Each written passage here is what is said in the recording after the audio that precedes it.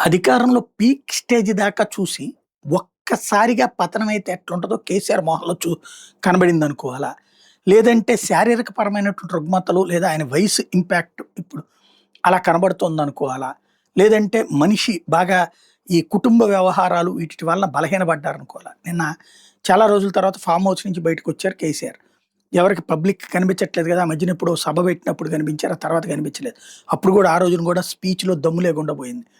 ఇప్పుడు చూస్తే కేసీఆర్ తాజాగా హరీష్ రావు వాళ్ళ ఫాదర్ చనిపోయినటువంటి సందర్భంలో అక్కడికి అంత్యక్రియలో పాల్గొనడానికి వెళ్ళినటువంటి సొంత అక్క భర్త కాబట్టి అటు వెళ్ళినటువంటి సందర్భంలో ఫేస్ అంతా చాలా డల్ అయిపోయింది. అది ఆ ఇష్యూ అని గాదు. మనిషి బాగా పీక్కుపోయారు. అంటే అన్ని ఒత్తిళ్ళు తట్టుకోలేకపోతున్నట్టున్నారు. వయసు పరంగా ఒక ఒత్తిడి ఉంటది.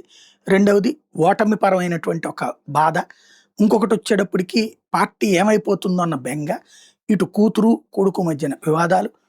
వీటన్నిటి మధ్యన మనిషి నలిగిపోతున్నట్టు కనబడుతున్నారు. ఆయన ఫేస్ చూస్తుంటే మాత్రం గ్లో తగ్గిపోయింది. చాలా ఏది లంకణాలు చేసినటువంటి ఫేస్ లాగా తయారైపోయింది.